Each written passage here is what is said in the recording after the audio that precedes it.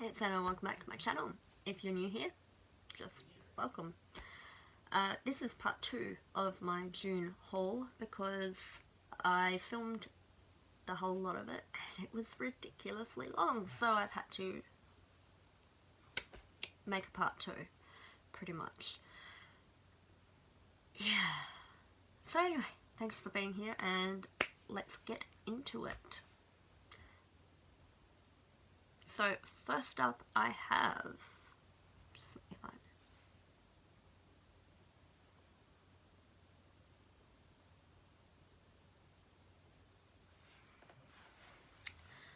it. Okay. So I just had a break. Next on my list is The Darkest Minds by Alexandra Bracken.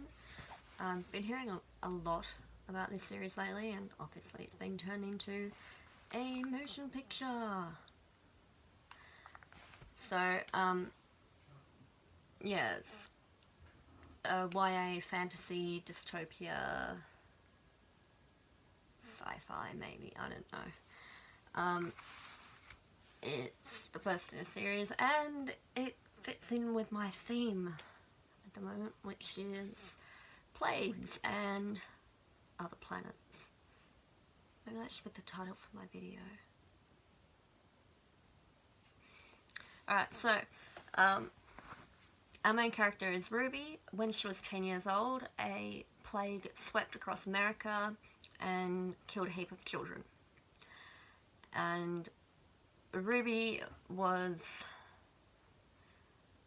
one of the ones who survived, although you probably couldn't call her lucky.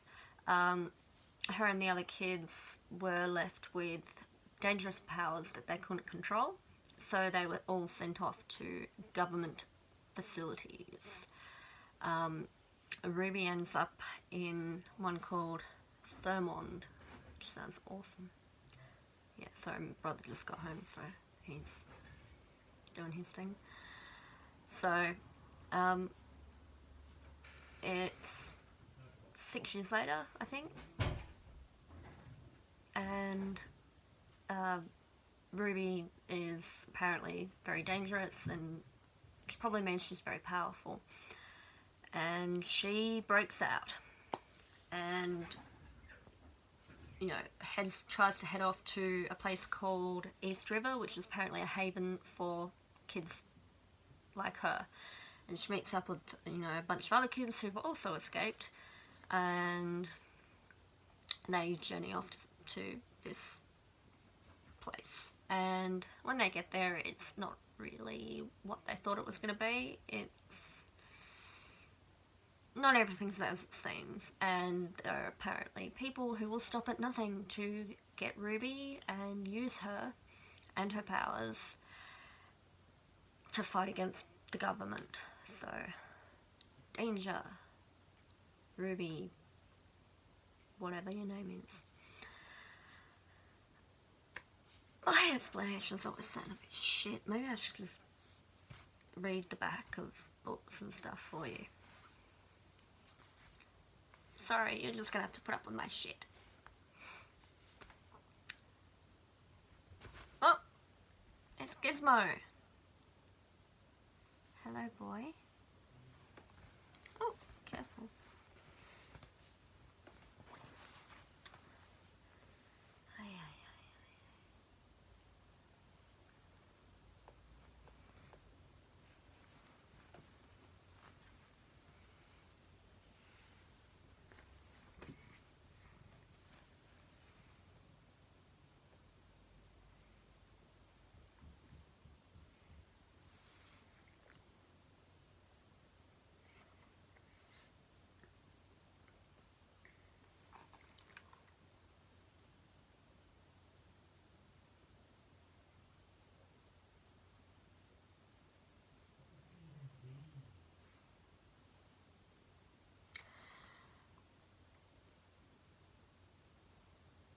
So, next up what are you doing?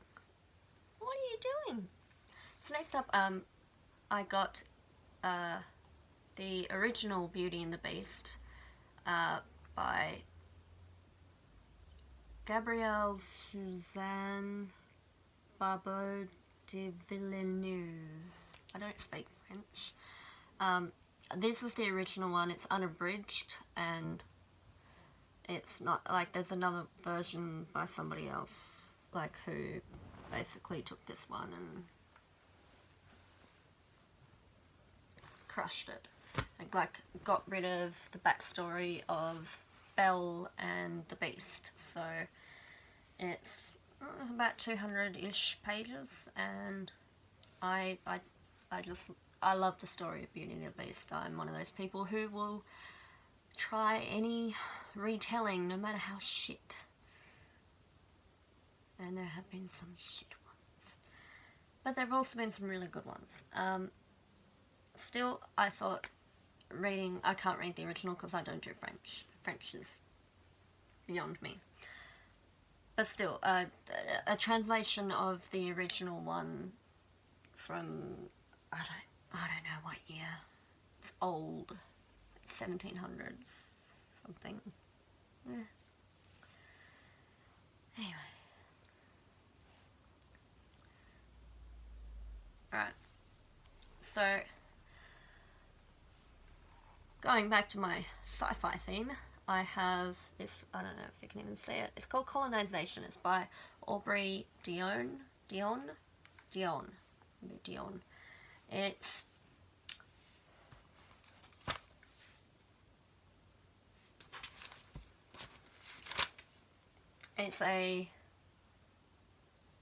another YA fantasy dystopia book.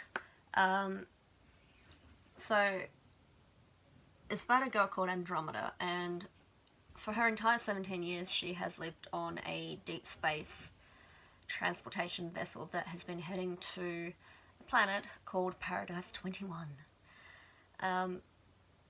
Now, the planet is getting closer. It's like a month away, and she has to be tested and, pass examinations to sort of decide what her role in the new colony is going to be. And she will also be assigned her computer-generated life partner as well, because you don't want to interbreed too much when you are all stuck on one spaceship.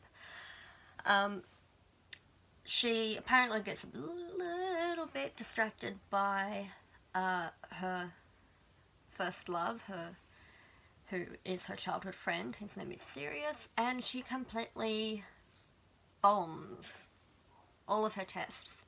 She gets stuck doing a menial job, and her life partner is Corvus the Oath, which doesn't bode particularly well. Anyway, they're on the planet, and that's not even the worst of her problems. She is being, haunted by alien ghosts who are warning her of danger to her colony. So she has to deal with them, and then Sirius's, space shuttle, whatever it is, crashes quite far away from the colony, and she and Corvus go out to rescue him, and then has to sort of, it's a love triangle. She has to work out her feelings for Corvus and Sirius, and she has to convince the elders that she's not batshit crazy, and that ghosts are talking to her, and that they're all in terrible danger. So good luck, Andromeda. You're gonna need it.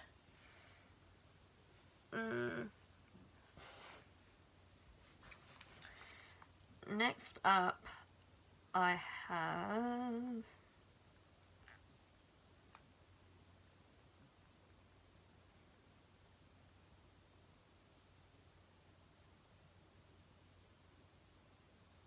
So next up I have A Torch Against the Night by Sabata here.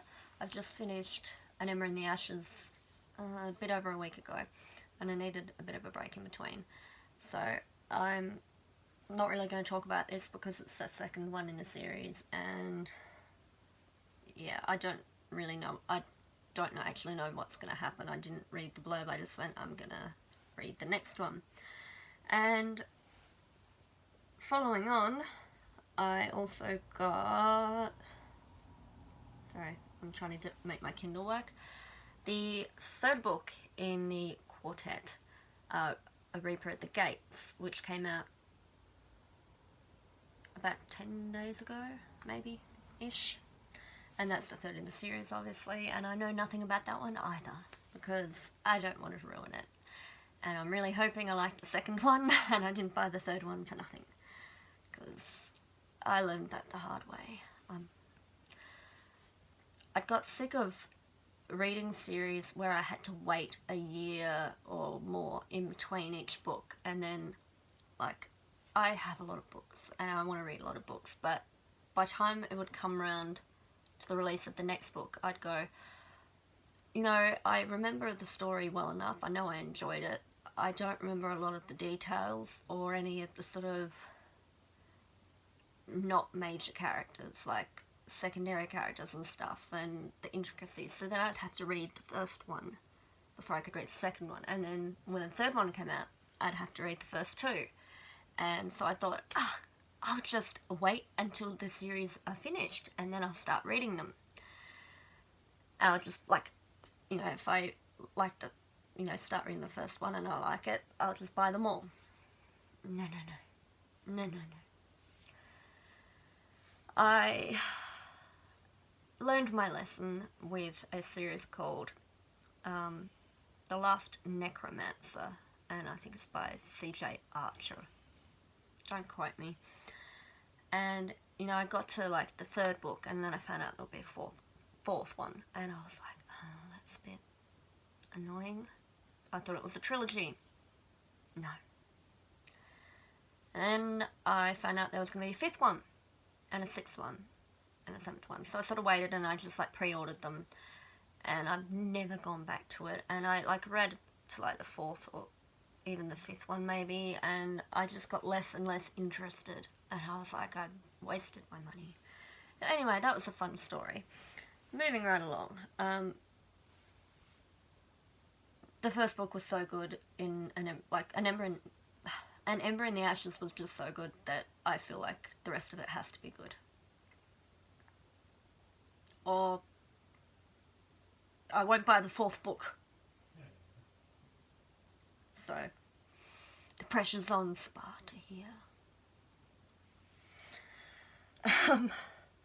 Okay, I just, like, caught the crazy train right there.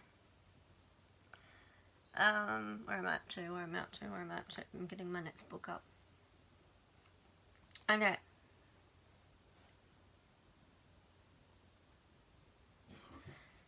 So, my next book is called Lightless by C.A. Higgins. It's just a straight, like, run-of-the-mill sci-fi. Not run-of-the-mill, I don't know. It's an adult sci-fi, but at this point, whatever. Apparently it's the first in a trilogy. So, I'm gonna say, sorry, I have, like, names and stuff written down, and sometimes I can't read my own writing. And sometimes I just can't pronounce things. I'm like, come on, authors, don't make it difficult, for God's sake. I don't want to have to think too much while I'm reading. Like, I don't want to have to be thinking about how I'm pronouncing something in my head when I just want to deal with the plot and everything else. So, the book is about a woman called Althea, who is an engineer, I believe, on an experimental scientific-y military ship called the Ananke?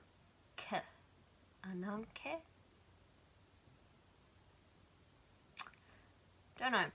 Anyway, super cool vessel, and she has formed a deep and abiding relationship with the ship's electrical systems and whatnot, which sounds super weird.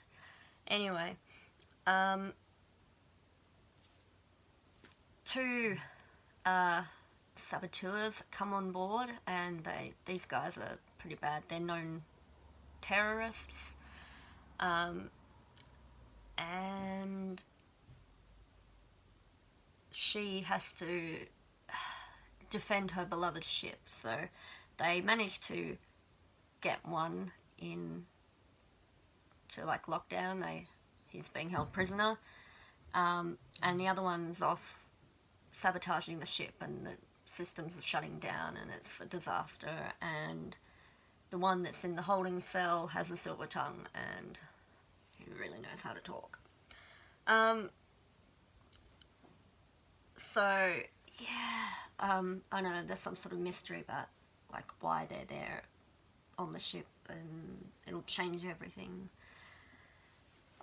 It always sounds better when I read it in the like book description than when I say it out loud. When I say it out loud, it sounds retarded.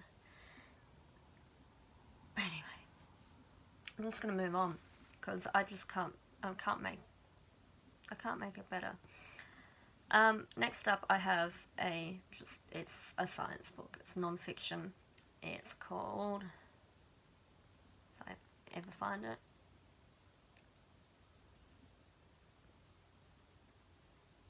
alright, whatever. So next up, I have a non-fiction science book. It's called The Future of Humanity by Michio Kaku.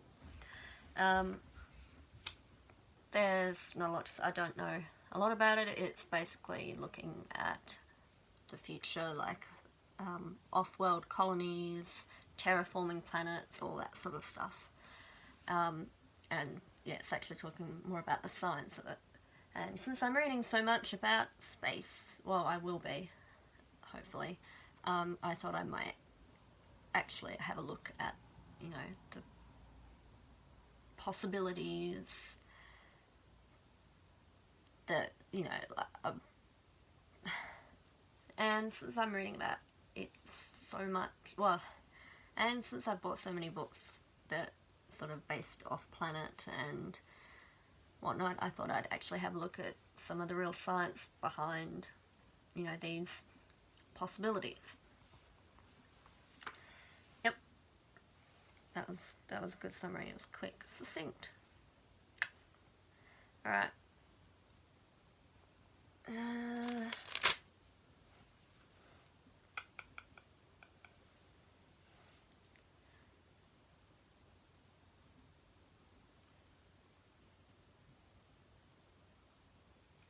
So next up, I have Extinction Code by James D. Prescott. I was going to say something else, I don't know. It's the first in the Ancient Origins series. So this one is, we're based on Earth again, but it's,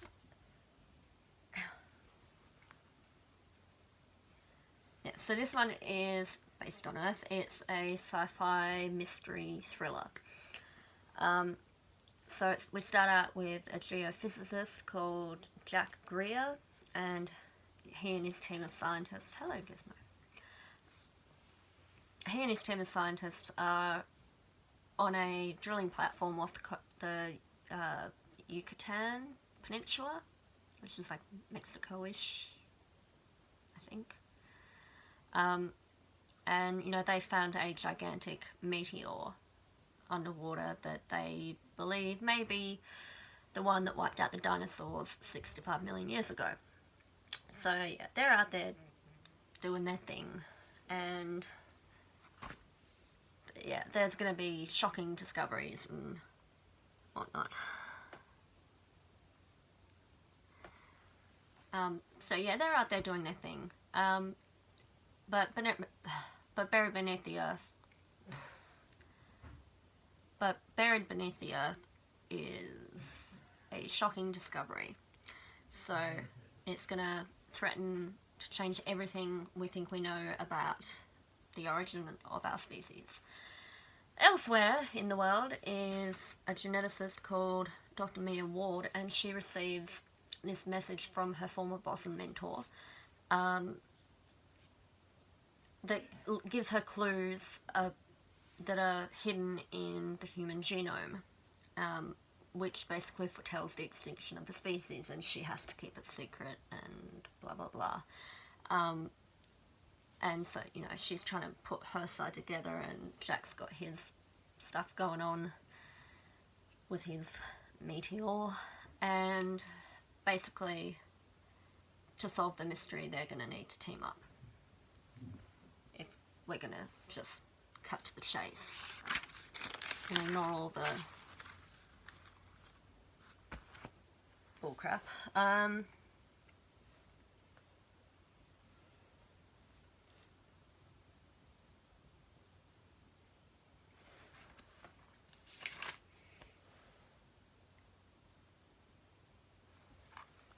Alright, so for something a bit different, next I have The Emperor's Seal by Amanda Roberts. It's a historical fiction, romance, time travel story. Just let me find those people's names, because it helps. It's the first in the Touching Time series. So we start in Peking, 1902. The Emperor's Seal, which is, you know, the divine symbol of the Emperor on Earth and his right to rule, is missing. And the Empress will do whatever it takes to find the missing seal. So our first main character is Jia Yi. She has this gift where she can travel through time by touching, like, historical artifacts, and she can see things that happened in relation to whatever artifact she touches. She kind of inhabits the body of somebody that had a connection with it. And more than anything, she wants to be free, especially from the Empress, who's a bit psycho. And finding the seal could be, you know, her way out. Apparently something's very funny. So, our other main character is a historian and a wannabe archaeologist called Ji Hao. It's not funny! My pronunciation is beautiful. Sorry. Anyway, he doesn't have any love for the Emperor or Empire. He thinks they're not really that legitimate. But the Empress offers him a lot of money, like a grant, so he could open a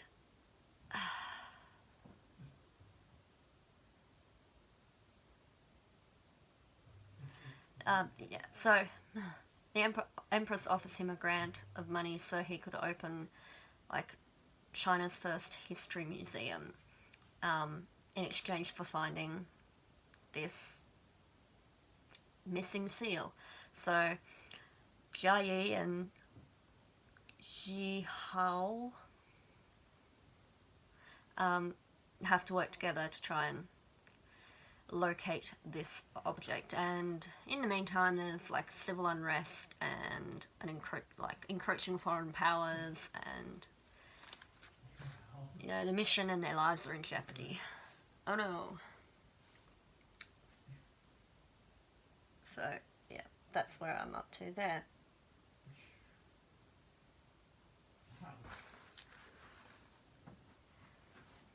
Alright, so next up, I actually have a real book.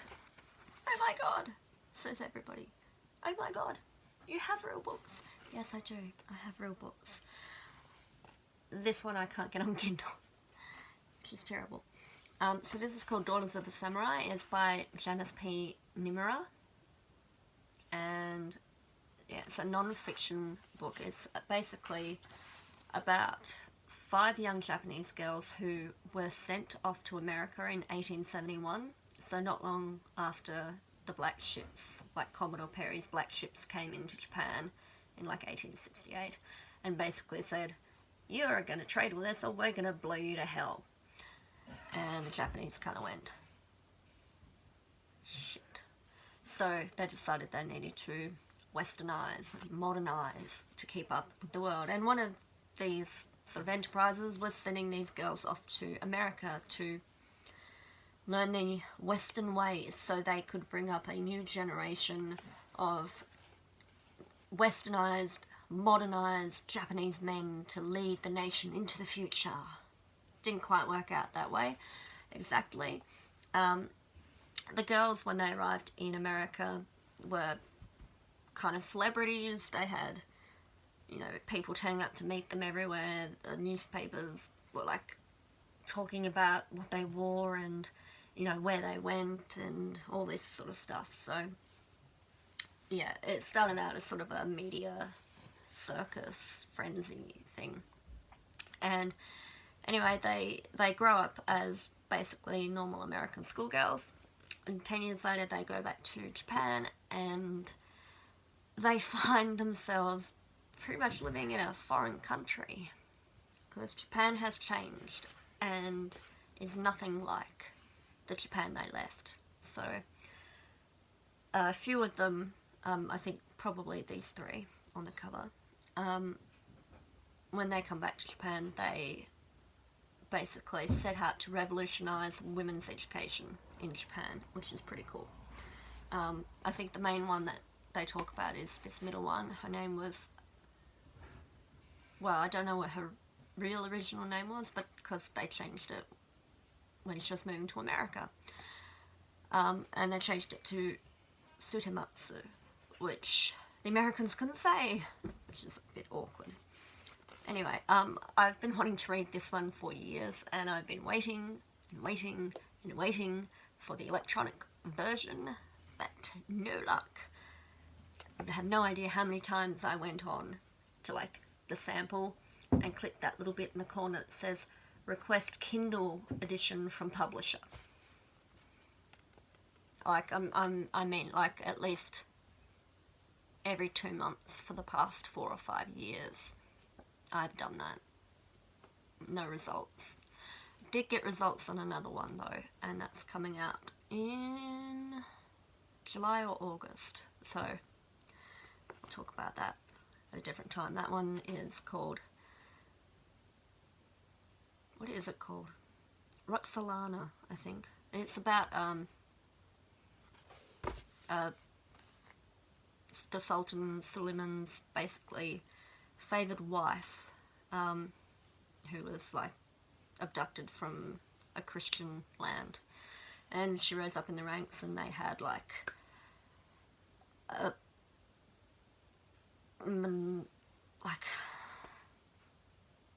proper family.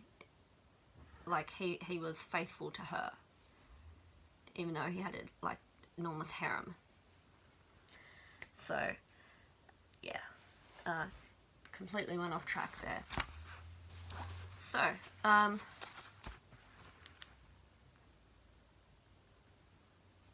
moving right along.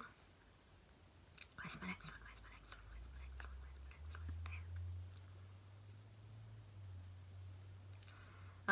Yeah, this one is apparently, you know, like for fans of the Queen of the Teeling series, but I reserve judgment, because the Queen of the Teeling series, the first 2 books at least, just sort of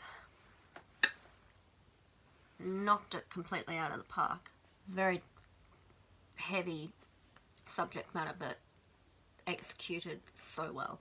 So yeah, I don't know if anything can actually live up to that at this point. So this is called Torn. It's by Rowena Miller. It might be Rowena, but it's got a double N, so it's Rowena. So it's about this young woman called Sophie, who is a seamstress and a charm caster. And she's made a bit of a name for herself, pulled her family out of debt and whatnot, by making these gorgeous, gorgeous gowns with like spells basically woven into the seams. So for things like good luck and whatnot.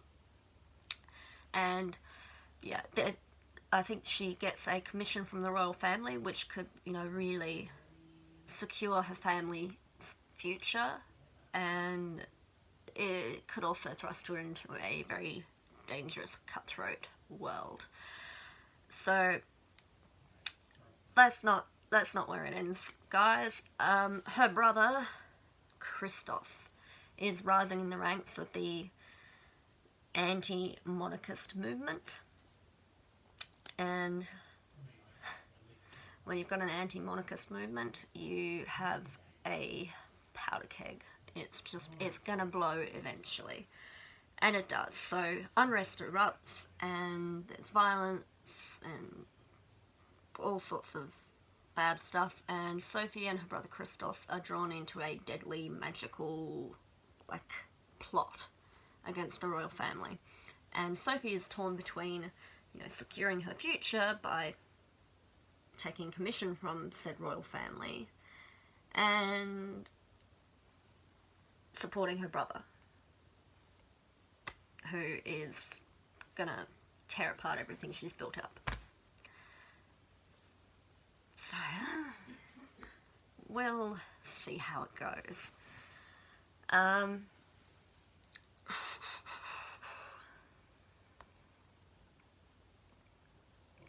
Where is it? Come here, where are you?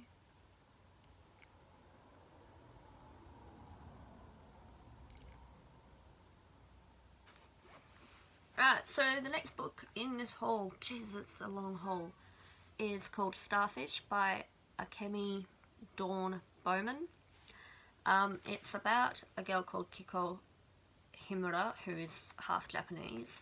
Her mother basically doesn't think much of her, puts her down all the time, doesn't bother to turn up for events or anything that's important to Kiko.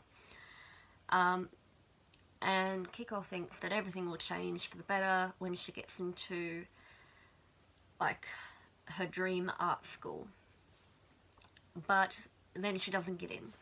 And then her abusive uncle comes to live with the family, and it's all just a bit shit. So when a childhood friend of hers sort of reappears and, says, hey, come out to the West Coast with me and you can, tour all the art schools there and it's going to be awesome. Kiko jumps at the chance, even though she's got a lot of anxieties and fears and stuff. And yeah, it's meant to be some sort of contemporary YA coming of age identity story. And yeah, I don't know. I saw somebody else do a review of it and it sounded kind of cool, so I thought I'd give it a go, even though I don't normally do contemporaries. They're quite rare for me these days. So, moving right along, because I'm taking forever.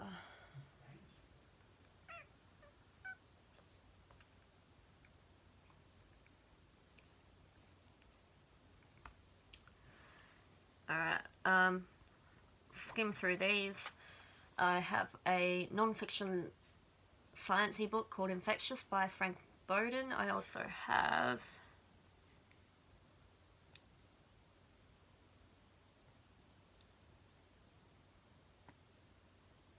an earlier book by him called Gone Viral. Frank Bowden is an infectious disease specialist in Australia. I live in Australia? Okay, I didn't know he lived in Australia when I bought this, so that actually had no bearing on my decision at all. Both books are just, I like reading about infectious diseases because they're nasty and horrible and interesting. Fun fact. It's just a bonus for me that he's talking about places and hospitals and stuff that I actually know and have heard of. So in Gone Viral,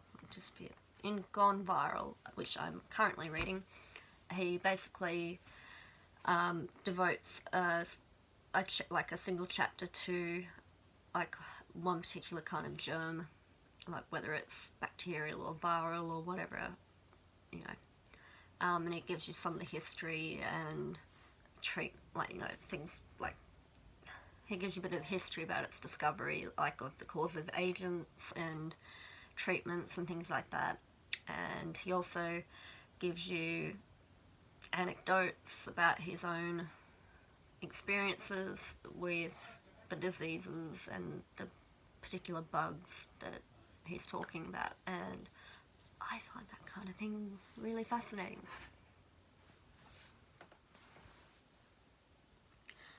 So that was the end of part 2 of my June haul. So thank you for watching. If you liked it, give me a thumbs up. Subscribe below. If you want notifications for future videos, click the little bell thingy. And yeah, I hope to see you again. Bye.